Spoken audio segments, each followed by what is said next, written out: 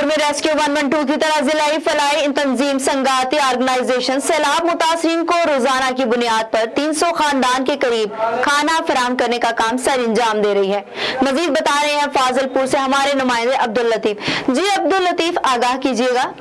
तो डेली के हिसाब से ये अपना खाना देते हैं और किस किस टाइम देते हैं? जी सर, अस्सलाम वालेकुम। वालेकुम अस्सलाम।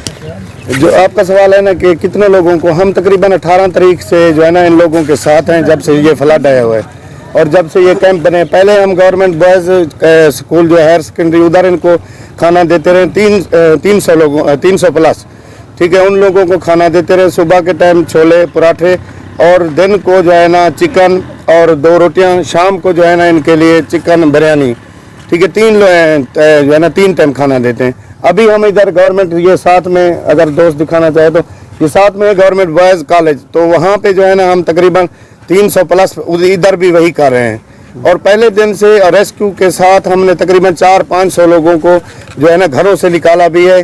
अभी ये यहाँ पे मौजूद हैं, जो उधर जगह कम पड़ गई है कॉलेज में क्योंकि उधर गर्मी बहुत है, तो इन लोगों को जो है ना टेंट वगैरह मिल चुके हैं, लेकिन इनका कहना है कि हमें खुश्क राशन दिया जाए। तो अगर बात करना चाहें तो ये हमारे साथ हैं बुजुर्ग, उनसे बात करें। जी, संतानी ऑर्गेनाइजेशन के नुमाइंदों ने आप सुना कि इनको 3 दिन का 3 टाइम का खाना दिया जा रहा है। मज़ीद फ्लड मुतासरीन से हम पूछेंगे कि यहाँ से जाने के बाद उनको क्या चीज़ रिक्वायर होगी और वो क्या डिमांड करेंगे हुकूमत पंजाब से, हुकूमत ज़िला हुकूमत से और सियासी जो तंजीमें हैं।